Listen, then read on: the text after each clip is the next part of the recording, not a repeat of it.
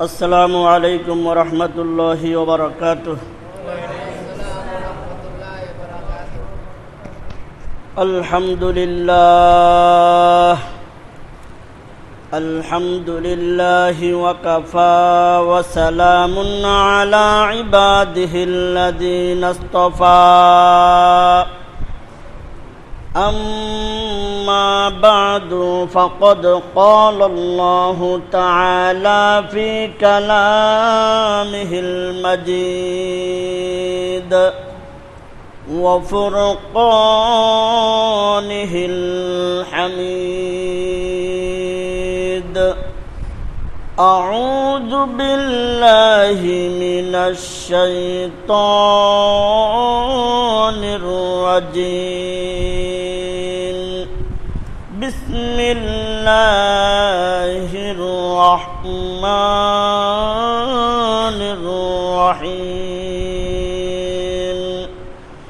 يرفع الله الذين آمنوا منكم والذين أوتوا العلم درجات.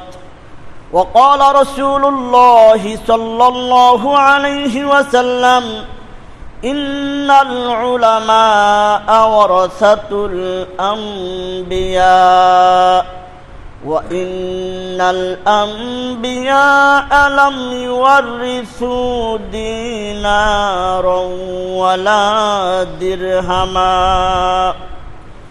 إنما ورثوا العلم، فمن أخذه أخذ بحظ وافر. بارك الله لنا ولكم بالقرآن العظيم ونفعنا وإياكم بالآيات والذكر الحكيم. درود شريف পড়ি সবাই। اللهم صل على محمد وعلى آل محمد كما صليت على إبراهيم وعلى آل إبراهيم إنك حميد مجيد. اللهم بارك على محمد وعلى آل محمد كما باركت على إبراهيم وعلى آل إبراهيم إنك حميد مجيد. মুহতারাম হাজিরিন, মহান রব্বুল আলামিন আল্লাহ সুবহানাহু ওয়া তাআলার দরবারে অসংখ্য শুকরিয়া। তিনি আমাদেরকে অত্যন্ত দয়া করে আজকে জুমার দিনে জুমার নামাজ আদায় করার পাশাপাশি কিছু দিনই আলোচনা করার জন্য, শোনার জন্য পৃথিবীর সর্বশ্রেষ্ঠ স্থান মসজিদে আসার এবং বসার তৌফিক দান করেছেন। এজন্য দিল থেকে কালিমাতা শুকুর আদায় করি, বলি আলহামদুলিল্লাহ। সব মানুষই পৃথিবীতে সম্মানের সাথে জীবন যাপন করতে চায়, ইজ্জতের সাথে দুনিয়াতে জীবন যাপন করতে চায়। কোনো মানুষের যদি মান ক্ষুণ্ণ করা হয়, সম্মান নষ্ট করা হয়, তাহলে মানহানি মামলা করা হয়। এমন নজিরও আমাদের সমাজে আছে না নাই? কি বলেন? কারো মান সম্মান ক্ষুণ্ণ করা হয়েছে, তার বিরুদ্ধে মানহানি মামলা করা হয়।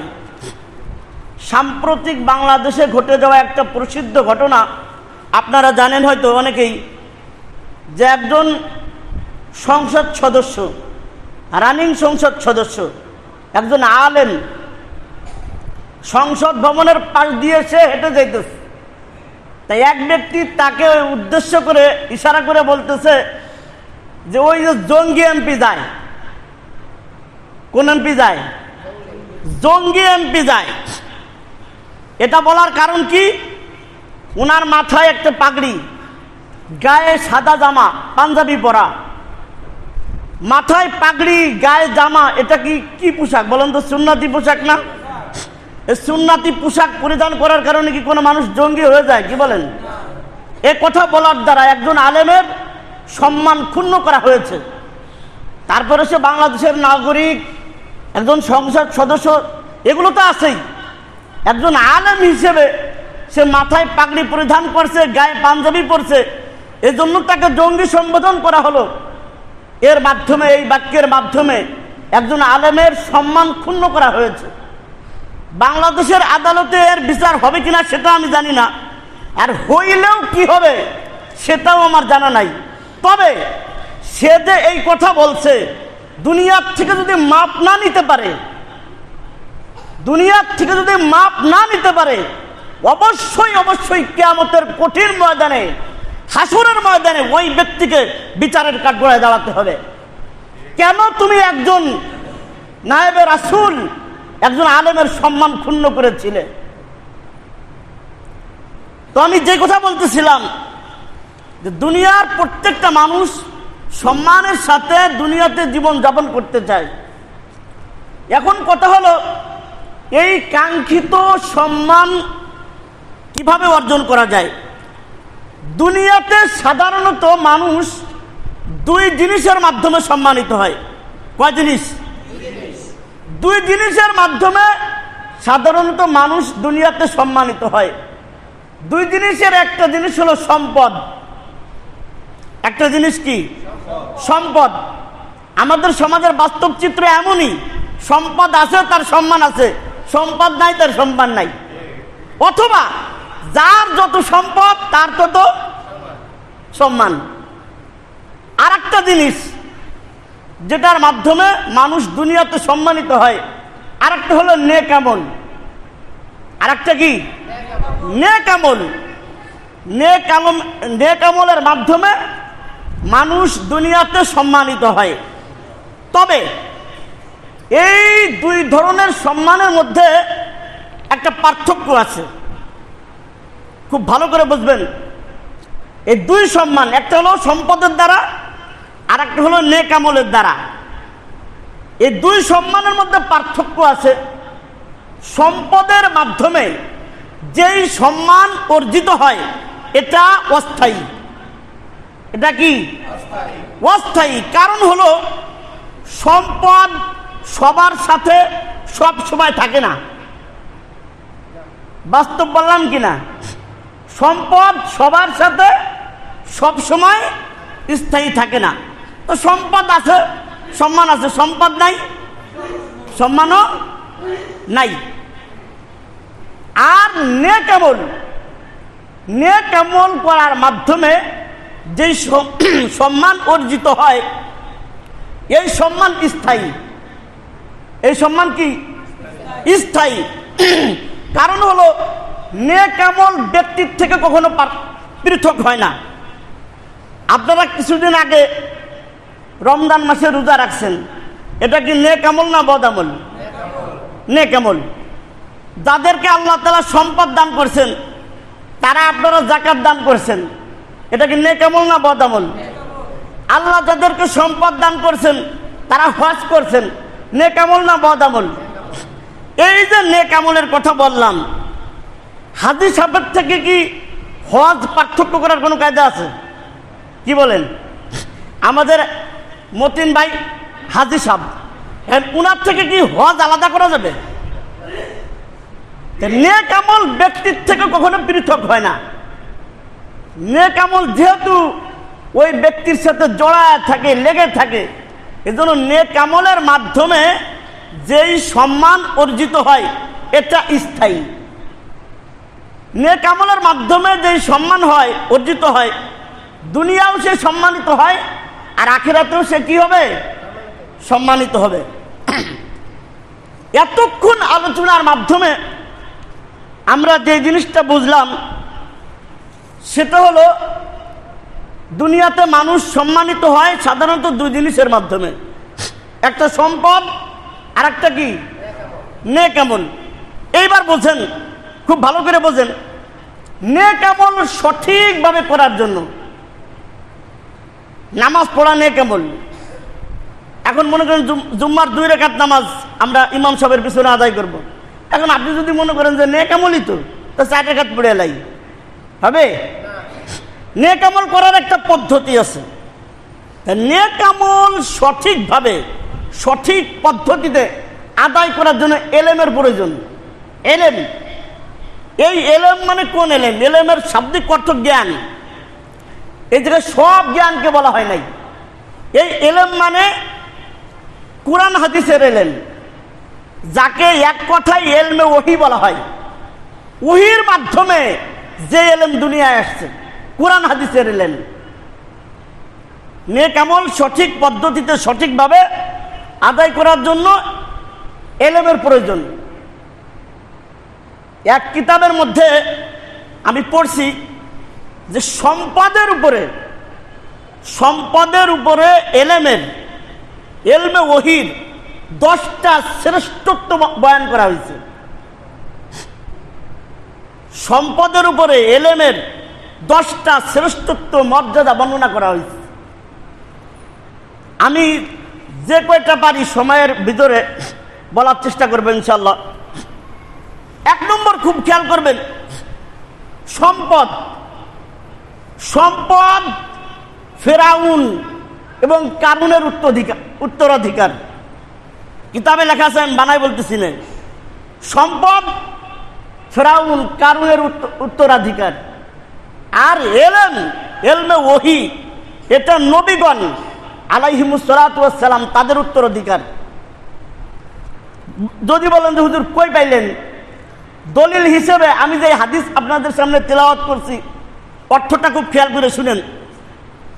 আল্লাহ রাসূল সাল্লাল্লাহু আলাইহি ওয়াসাল্লাম বলছেন, ইন্নাল উলামা ওয়ারাসাতুল আম্বিয়া, নিশ্চয় উলামায়ে কেরাম নবীগণের উত্তরসূরি। উলামায়ে কেরাম কাদের উত্তরসূরি?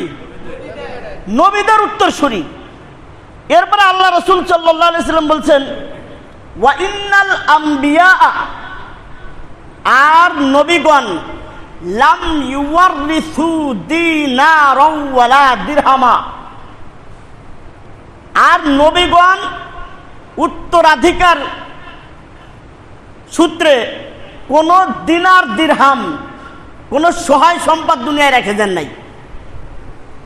কি বলেন? আপনারা জানেন এরকম রেখে গেছে কোন নবী যে অমুক জায়গায় আমার নামে এতটুক জমি আছে, আমার উম্মত ভোগ করবে, এরকম আছে? কোন নবী দুনিয়াতে কোন সম্পদ রেখে যান নাই উত্তরাধিকার সূত্রে। এরপর আল্লাহ রাসূল সাল্লাল্লাহু আলাইহি ওয়াসাল্লাম বলেন, তাহলে কি রেখে গেলেন?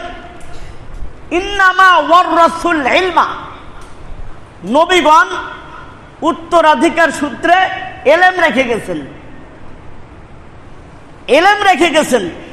এরপর আল্লাহ রাসূল সাল্লাল্লাহু আলাইহি ওয়াসাল্লাম বলেন, ফামান আখাযাহু আখাযা বিহাজ্জি ওয়াফির, যে ব্যক্তি ওই নবীদের রেখে যাওয়া সম্পদ এলেম এটাকে যে ধারণ করতে পারলো, অর্জন করতে পারলো, আখাযাহু বিহাজ্জি ওয়াফির, সে বড় রকমের কিছু অর্জন করলো। এটার অর্থ এটাই, সে বড় রকমের কিছু অর্জন করলো। হাদিস শোনা, হাদিস শোনানো দুটাই সওয়াবের কাজ। হাদিস বলতেছি, হাদিসের অর্থ বলতেছি, এগুলো খেয়াল করে শুনবেন, এটা অনেক সওয়াবের কাজ। হাদিস শোনা, হাদিস শোনানো। তা আল্লাহ রাসূল সাল্লাল্লাহু আলাইহি ওয়াসাল্লাম কি বললেন? যে নবীগণ উত্তরাধিকার সূত্রে কোনো সম্পদ রেখে যান না, তারা রেখে যান হলো এলেম। আর এই এলেম যারা অর্জন করতে পারে তারা বড় রকমের কিছু অর্জন করলো। এখন বড় রকমের বলতে কি বুঝায়, এটা বুঝাইতে গেলে অনেক সময় লাগবে। তা আলোচনার মাধ্যমে কিছুটা আপনাদের বুঝে আসবে, সামনে যাই। তো খেয়াল করবেন, ফিরআউন অনেক সম্পদের মালিক ছিল। ফিরআউন সম্পদের মালিক হয়ে যে অহংকারের বশে অহংকার করে সে বলছিল, আনা রব্বুকুমুল আলা, জোরে বলেন নাউজুবিল্লাহ। আনা রব্বুকুমুল আলা, আমি তোমাদের সবচেয়ে বড় খোদা। অনেক সম্পদের মালিক ছিল ফিরআউন, অনেক ক্ষমতার মালিক ছিল। তা ক্ষমতার দম্ভে, ক্ষমতার মোহে অন্ধ হয়ে সে কি বলছে, আনা রব্বুকুমুল আলা, আমি তোমাদের বড় খোদা। এরকম আরেকটা বাক্য কুরআনুল কারীমের আরেক জায়গায় আসছে, এই দুই জায়গায়। আরেক জায়গায় বলছে মা আলিমতু লাকুম মিন ইলাহিন গায়রি, আমার জানা মতে আমি ছাড়া তোমাদের দ্বিতীয় কোনো ইলাহ নাই। নাউজুবিল্লাহ মিন যালিক। তার মানে কি, সে সম্পদ পেয়ে অহংকারী হয়ে গেছে। আর অহংকারীর পরিণতি এক কথায় জাহান্নাম। যে অহংকারী হবে তার পরিণতি কোথায়? জাহান্নাম, দোজখে যাইতে হবে। আর পক্ষান্তরে নবীগণ এলেমের আধিক্যে আল্লাহ তাআলা যে নবীগণকে, নবীদেরকে এলেম দান করছেন। আমাদের নবীজির একটা বাক্য আপনাদেরকে শোনাই। নবীজি এক জায়গায় বলছেন মা আবাদনাকা হাক্কা ইবাদাতিক, আল্লাহ তাআলার কাছে বলতেছে, আল্লাহ তোমার ইবাদত যেইভাবে করার দরকার ছিল সেইভাবে ইবাদত বন্দেগী করতে পারি নাই। ওমা আরাফনাকা হাক্কা মারিফাতিক, তোমার পরিচয় যেইভাবে পাওয়ার দরকার ছিল সেইভাবে তোমার পরিচয় পাইতে পারি নাই। এই কথার মাধ্যমে নবীজির পক্ষ থেকে বিনয় প্রকাশিত হয়েছে। কি প্রকাশিত হয়েছে? বিনয়, নম্রতা প্রকাশিত হয়েছে। আর আল্লাহ রসুল সাল্লাল্লাহু আলাইহি সাল্লাম আরেক হাদিসের মধ্যে বলছেন মান তাওয়াযা লিল্লাহি রাফাআহুল্লাহ, যে ব্যক্তি আল্লাহর জন্য বিনয় অবলম্বন করে, যে ব্যক্তি আল্লাহ তাআলার সন্তুষ্টির জন্য বিনয় অবলম্বন করে, আল্লাহ তাআলা তার মর্যাদা বাড়ায়া যায়। সুবহানাল্লাহ। আমাদের নবীর সম্মান অন্যান্য নবীদের উপরে না নিচে? কি বলেন? অনেক উপরে। আল্লাহ তাআলার পরে সবচাইতে বেশি যিনি সম্মানিত তিনি হলেন আমাদের প্রিয় নবী হযরত মুহাম্মদ সাল্লাল্লাহু আলাইহি ওয়াসাল্লাম। এজন্য আমি অত্যন্ত বিনয়ের সাথে বলি যে আপনি অনেক সম্পদের মালিক, আলহামদুলিল্লাহ, ভালো কথা, কিন্তু এই সম্পদ পাইয়ে অহংকারী হয়ে যায় না। আল্লাহ আপনাদেরকে নেতৃত্ব দান করছেন, আপনি একজন নেতা, যেই মাপেরই নেতা হন না কেন, এই নেতৃত্ব আল্লাহ তাআলা আপনাকে নিয়ামত স্বরূপ দান করছেন। নেতৃত্ব পাইয়ে অহংকারী হয়ে যায় না, এখন আমি নেতা, আমি যাই সেটাই করব, অহংকার করেন না। আপনি অনেক বড় আলেম, অনেক বড় জ্ঞানের অধিকারী, আপনি এই জ্ঞান লাভ করে অনেক বড় আলেম হয়ে আপনি অহংকারী হয়ে যায় না। যদি অহংকার করেন আপনার নেতৃত্ব টিকবে না, আপনার সহায় সম্পত্তি টিকবে না, আপনার এলেম কালাম কিছুই টিকবে না। এজন্য আল্লাহর নিয়ামত পেয়ে অহংকারী না হওয়া, বরং আল্লাহর সামনে বিনয় অবনত হওয়া। এজন্য কোন এক কবি বলছেন, সুন্দর একটা কথা বলছেন, मिटा दो अपने हस्ती को अगर कुछ मर्तबा चाहो कि दाना खाक में मिलकर गुले गुलजार होता है। मिटा दो अपने हस्ती को, তুমি তোমার নিজেকে মিটায়া দাও। मिटा दो अपने हस्ती को अगर कुछ मर्तबा चाहो, যদি কিছু মর্যাদা চাও, যদি তুমি সম্মান চাও, মর্যাদা চাও, তাহলে নিজেকে মিটায়া দাও। আমি করো না, আমি সব, আমি বড় নেতা, আমি সবচেয়ে বড় ধনী, আমি বড় ইবাদত গুজার। অনেক মানুষ আছে ইবাদত বন্দেগী করে, এটা তো ভালো কথা, আলহামদুলিল্লাহ, অনেক ভালো কথা, কিন্তু অহংকার যেন না আসে। তোরে বাবা, আমি বড় ইবাদত গুজার হয়ে গেছি, তাহলে কিন্তু ইবাদত টিকবো না। এজন্য কবি বলতেছেন মিটা দো আপনি হস্তি কো আগার কুছ মর্তবা চাহো, যদি তুমি সম্মান চাও, মর্যাদা চাও, তাহলে নিজেকে মিটায়া দাও, মাথাকে নত করে দাও, বিনয়ী হয়ে যাও। अगर कुछ मर्तबा चाहो के दाना खाक में मिलकर गोले गुलजार होता है।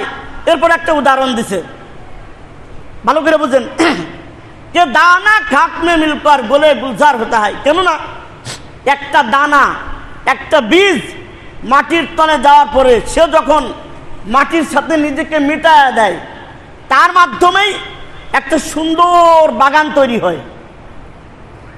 আপনারা এই যে এখন আলু উঠানো শেষ হয় নাই, আলু যখন লাগাইছিলেন একটা আলুরে কয়েক টুকরা করছেন, এবারে এক একটা টুকরা মাটির তলে রেখে দিয়েছেন, এখন যখন আলু উঠাইছেন, কোনো কোনো গাছ উঠানোর পরে দেখছেন ওই যে টুকরা রাখছিলেন ওটার আর কোনো খবর নাই, কিন্তু ওটার নিচে মাটির নিচে অনেকগুলো আলু হয়েছে। আবার কোনো গাছ ধরে টান দিচ্ছেন, দেখেন যে ওই আলুর টুকরাটা রয়ে গেছে, তার দ্বারা আর কোনো কি হয় নাই, আলু হয় নাই, ওই একা একাই বিছড়ে।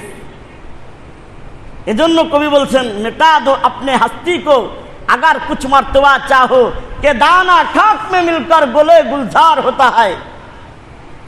যে তুমি তোমার নিজেকে মিটায়া দাও যদি তুমি মর্যাদা চাও, সম্মান চাও। কেননা একটা বীজ মাটির তলে যাওয়ার পরে সে যখন মাটির সাথে নিজেকে বিলীন করে দেয়, তখনই তার মাধ্যমে একটা সুন্দর বাগান তৈরি হয়। এজন্য সম্পদ পেয়ে, নেতৃত্ব পেয়ে, ইবাদত বন্দেগী করে কোনো শুভ অহংকারী হওয়া যাবে না। আমি বলতেছিলাম যে একজন আলেম এক কিতাবের মধ্যে সম্পদের উপরে এলেমের 10টা শ্রেষ্ঠত্ব মর্যাদা বয়ান করছেন। এর মধ্যে থেকে একটা আপনাদের সামনে কেবল বললাম, এতেই 17 বেজে গেছে। আর 3 মিনিটে আর একটা বলি নাকি? এলেম অর্জনের মাধ্যমে মানুষের দোস্ত বেড়ে যায়, বন্ধু বেড়ে যায়। আর সম্পদ অর্জনের মাধ্যমে মানুষের হিংসুক বেড়ে যায়। এলেম অর্জন করার মাধ্যমে মানুষের দোস্ত বাড়ে, বন্ধু বাড়ে। আর সম্পদ যদি বেশি হয়ে যায় তাহলে তার হিংসুক বেড়ে যায়। আপনি সুন্দর একটা বাড়ি করছেন, আর দেখছো কয়েকদিনের মধ্যে কি বাড়ি করে ফেলাইছে। ভালো নিয়তে বললে তো ভালো, কিন্তু ভিতরে ভিতরে জ্বলে। দেখছো কয়েকদিনের মধ্যে এত বড় এক বাড়ির মালিক, ঢাকা কয়েকটা দোকান, পোলাগুলোরে বিদেশে পাঠাই দিয়েছে। যদি ভালো নিয়তে বলে আল্লাহ তুমি তারে দান করছো, আমারও দান করো, এটা ভালো, এটাকে বলা হয় ঈর্ষা। আর যদি মনে মনে ভাবে ও সব শেষ করে দাও আর ওইগুলো আমারও দিয়ে দাও, এটার একটা হিংসা, এটা হারাম। এটা কি হারাম? এলেম অর্জনের মাধ্যমে মানুষের দোস্ত বাড়ে, বন্ধু বাড়ে। আর সম্পদ অর্জনের মাধ্যমে মানুষের হিংসুক বাড়ে। সম্পদের উপরে এলেমের আর একটা মর্যাদা বা শ্রেষ্ঠত্ব হলো, এলেম এমন এক জিনিস, এটা চুরি ডাকাতি হওয়ার কোনো ভয় নাই। কি বলেন? একজন হাফেজ, কোনোদিন শুনছেন তার হাফেজি চুরি হয়ে গেছে? একজন আলেম, তার এলেম চুরি হয়ে গেছে। এলেম চুরি হওয়ার, চুরি ডাকাতি হওয়ার কোনো ভয় নাই। কিন্তু সম্পদ চুরি ডাকাতি হওয়ার ভয় আছে না নাই? কি বলেন? আছে। আরেকটা পার্থক্যের কথা বলি, এলেম হলো সিনার একটা নূর, একটা আলো। মানুষ যখন যেখানে যায় তার এলেম তার সাথে চলে যায়, সাথে সাথে যায়। আমি এখানে আসছি, আমার এলেম কালাম হাফেজি, আমার আলেম, আমার মুফতি, আমার যাই কিছু পড়ছি আর কি, সেটা আমার সাথে সাথে আসছে। কিন্তু সম্পদ সবার সাথে সব জায়গায় যায়, কি বলেন? এজন্য একটা মাসলা বলে দেই যে কোনো মুসাফির যদি বিপদগ্রস্ত হয়ে পড়ে, সে কিন্তু নিসাব পরিমাণ সম্পদের মালিক, তারপরে জাকাত ফরজ হয়েছে, যার পরে জাকাত ফরজ হয়েছে সে কি জাকাতের মাল খাইতে পারে? সে কিন্তু জাকাতের মাল খাইতে পারে না। কিন্তু সে যদি মুসাফির হয়, মুসাফির হয়ে সে বিপদগ্রস্ত হয়েছে, তার কাছে সহায় সম্পদ নাই, মনে করেন যে ডাকাতি বা চুরি করে নিয়ে গেছে, তাহলে তার প্রয়োজন অনুযায়ী সম্পদ তার আপনি জাকাত দিতে পারবেন। তো যে কথা বলতেছিলাম যে এলেম এমন এক জিনিস, এটা মানুষ যেখানে যাবে তার সাথে সাথে যাবে, কিন্তু সম্পদ সবার সাথে সব জায়গায় যায় না। এলেম এমন এক জিনিস, এটা যত পুরাতন হয় তত তার সম্মান বেড়ে যায়। আর সম্পদ যত পুরাতন হবে তত তার দাম। দেখি আপডেটটা দাও, আপডেট কি আছে সেটা দাও, এটার ম্যাচ শেষ। এলেম যত পুরাতন হয় তত তার দাম বাড়ে, আর সম্পদ যত পুরাতন হয় তত তার দাম কমে। আপনারা আশ্চর্য হয়ে যাবেন, যারা মাদ্রাসার সাথে সম্পৃক্ত, যারা দেখছেন বড় বড় মাদ্রাসায়, মনে করেন যে স্কুল কলেজ সরকারি চাকরি যা আছে, একটা সীমা আছে যে এই সীমা পর্যন্ত সে এই চাকরি করতে পারবে, এরপরে আর পারবে না। রিটার্ড। কিন্তু মাদ্রাসায় আমি যেটা দেখছি আর কি, আমাদের বড় বড় শায়েখ বুজুর্গ যারা আছে, যাদের কাছে আমরা লেখাপড়া করছি, যত বয়স হয় ততই তাদেরকে আরো বেশি ইজ্জত করা হয়, বেশি সম্মান করা হয়, যে উনি আরো থাকুক, মৃত্যু পর্যন্ত থাকুক, না পড়াইতে পারুক, এমনিতে বসে থাকুক, সেটা আমাদের জন্য বরকত। আমি ঢাকা বনানীতে লেখাপড়া করছি। আমাদের মাদ্রাসায় বুখারী শরীফ পড়াতেন শাইখুল হাদিস আল্লামা আজিজুল হক রহমাতুল্লাহি আলাইহি, মানে মামুনুল হক সাহেবের বাবা। মামুনুল হক সাহেব তো সবাই চেনেন, উনার বাবা। উনি যখন আমাদের মাদ্রাসায় আসতেন, দারুল হাদিস মানে যে জায়গায় বুখারী শরীফ পড়ানো হয়, দাউরার ক্লাস হলো 3 তলার উপরে। উনি তো হাঁটতে পারতেন না, ওনার এই হুইল চেয়ার আমরা ধরার চান্সও পাইতাম না। আমাদের হুজুররা যারা আছে তারা এটার মাথার উপরে করে 3 তলায় নিয়ে যেত আর 3 তলার থেকে নামাইতো। আমি নিজ চোখে দেখছি শাইখুল হাদিস রহমাতুল্লাহি আলাইহি উনি যখন খানা খাইতেন, আপনাদের কাছে অন্যরকম মনে হইতে পারে, কিন্তু আমাদের কাছে এটা সৌভাগ্যের। এজন্য আমি বলতেছি, উনি খানা খাওয়ার পরে উনি যে হাড্ডি চাপায়া সামনে রাখছেন, ও থুয়ার আগে আরেকজন খেয়ে ফেলাইতো। উনার চিবানো হাড্ডি ওই পাত্রে সামনে রাখার আগে যে পাইছে, মানে যে আগে ধরতে পারে। উনি যে খাবার ফিরাই রেখে গেছেন, আমরা বলি আইছে খাবার নাকি, আমরা ধরতে চাই না আরেকজনের আইছে আমি খাবো নাকি। কিন্তু এলেমের মাধ্যমে আল্লাহ তাআলা কি মর্যাদা দান করছেন। উনি যে খাবার ফিরাইতো, আমাদের চান্স পাওয়া বড় মুশকিল ছিল। আমাদের যারা হুজুররা ছিলেন, বড় বড় হুজুররা, তাদের সন্তানদেরকে আইনে বরকতেন এগুলো খাওয়াইতেন, যে হুজুরের মুখের জিনিস খাও। এ তো 2-1টা বললাম, এরকম হাজার নজির এই পৃথিবীতে আছে। তো সংক্ষিপ্ত কথা হলো যে এলেম যত পুরাতন হয় ততই তার দাম বাড়ে, আর সম্পদ যত পুরাতন হয় ততই তার দাম কমে। এই রকমের আরো কিছু শ্রেষ্ঠত্ব আছে সম্পদের উপরে এলেমের। আজকে এই পর্যন্তই থাক। আগামী জুমা ইনশাআল্লাহ এর পরের থেকে আবার আপনাদেরকে শোনানোর চেষ্টা করব। তো এই পর্যন্ত যা কিছু বললাম, আল্লাহ তাআলা আমাদের সকলকে আমল করার তৌফিক দান করুন। সকলে বলি আমিন। ওয়া আখিরু দাওয়ানা।